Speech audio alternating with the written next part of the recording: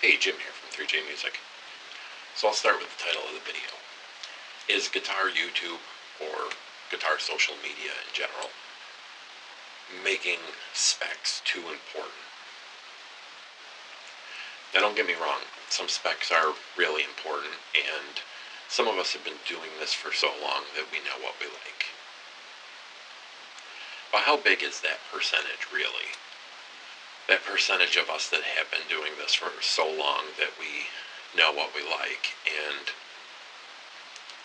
if that's the case, then why don't we just get a bunch of the same guitar? And there are some people out there that do have that. There are some people out there who have a large collection of Les Pauls or a large collection of Strats. And that's fine, if that's what they want. But you see it all over the comment section of YouTube videos, guitar reviews. You see it a lot if you're selling gear. What's the nut made of? What's the fretboard? I understand a lot of these things. I really do. Sometimes on certain things, those things are important to me. It's usually in a specific case. A couple of things I can really understand is wanting to know the neck carve. Some of us don't want to play fatter necks, or some of us don't want to play thinner necks. But and the weight. The weight I can understand sometimes too. A lot of us guitar players are getting older, and if you're gigging or you're jamming with buddies or whatever, a 10-pound Les Paul gets kind of tough on your shoulder or your back, or that's kind of where weight relief came from. So some of these things I understand. And this is just an honest question for all of you to ask yourselves out there. Have we gotten a little too crazy about nut material? Have we gotten, a little too crazy about dime-sized pots versus regular-sized pots? I have to wonder if a lot of these questions are legitimate questions for a purpose, or just because they heard it on a video somewhere, or saw it on a Facebook post, or some forum somewhere or something. So that's where I'm kind of going with the discussion point of this video. Have we gotten a little too crazy about specs? And are some of these specs that we've gotten a little bit too crazy about, is there really a specific reason, a particular reason for looking for them, or is it because you just heard it on a video somewhere? Maybe your favorite YouTuber likes stainless steel frets, so everything you get has to have stainless steel frets, or a Graph Tech nut, or I don't know. It's interesting to me. I wonder if people do that because they have something they like a Fender Strat, for example, and they want another guitar to feel and play and react like their Fender Strat. Just buy another Fender Strat, another color. I think it's a legitimate question. Not all guitars are created equal, and sometimes branching out a little bit is how you find the things that you like. And I just feel like this is an issue causing a lot of us to miss out. I brought out this guitar when I started filming this video. If you've watched this channel in the last year at all, you've probably seen this a time or two. And it was about a year ago, when I really started to get bored with regular production guitars, and I was pretty interested in the Texas Toast channel, YouTube channel, and I enjoy what those guys do, and everything that they have on their channel always looks great. And I had been thinking about buying one of their guitars for a little while. And I saw this on there, and it caught my eye, and it's, this is kind of a Strat style body. It's got the arm carved, got the belly cut. It's a super Strat kind of tool, two humbuckers, but it's all mahogany. It's a neck through. There's binding, there's wood binding on the fretboard, and some people would say, well, who the hell wants a super Strat that's mahogany, that's neck through? And that's Gibson territory, and because that's how we're told to think, or we've been told to think by the YouTube and social media guitar experts. It's your Gibson's got to be mahogany and your Fender's got to be alder, and basswood's bad. And one of my favorite guitars is a basswood body. But if I had thought that and gone with the logical guitar social media way of thinking, I would have missed out on something great. I think this is a really cool guitar. It's one of the best guitars I've ever owned. It plays like a dream. It sounds great. I can't say a bad thing about it. The neck carve on this is something that wasn't really very familiar to me. It took a little bit of getting used to. But when you get a luthier-made guitar, like, from guys at the level of Matt and Chris at Texas Toast, I mean, you get, a lot of hand finishing, and I don't know if this neck to me really feels like there was a lot of hand finishing done here. I'm sure that there was. And if I'd gone with the normal idea of the specs, I would have missed out.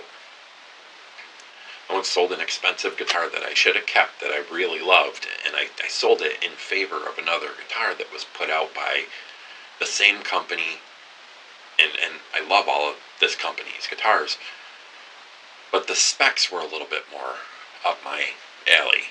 They were about the same price from the same company, so I basically sold one that I already knew that I liked to get another that I should have liked more based on the specs. And while that other guitar was a great guitar, I couldn't bond with it. I couldn't fall in love with it like I did the other guitar. And what happened was I ended up selling that one too. So I ended up losing a guitar that I really liked for another guitar that I should have liked more, and it just didn't. And some of you out there will say, you should never sell a guitar. I've heard that a lot. And if you have room in your house for 100 guitars, I mean, that's great. Good for you. Enjoy. I don't know when you play them all, but I can't keep them all. I got a little bit of a rotation thing going. It's just kind of what I do. I had to pause for a minute because I wanted to grab another guitar, another example. This is my third Kiesel guitar, but my first build. The other two Kiesel guitars that I had bought used. So when their 10th anniversary sale came up earlier this year, that seemed like a great time to get in on my first build. So I was able to spec this guitar out. If you looked into their 10th anniversary Aries build and the stage 1, you'll know that their whole menu wasn't available. For example, there was only the one body style, the Aries. Now, I had never had an Aries before. It's a little different, right? It's got this pretty substantial carve here. It's like really thin, It kind of looks weird if you've never played one before. Now I figure I really lucked out here because I do absolutely love this guitar. But how easy would it have been for me to not? This is a tusk nut. Would I like this any more or less if it was a bone nut or a plastic nut? No. It's a royal ebony fretboard. I've never had a royal ebony fretboard before. Would I have liked this any more or less if it was a rosewood fretboard? No. Stainless steel frets on this were actually a paid upgrade.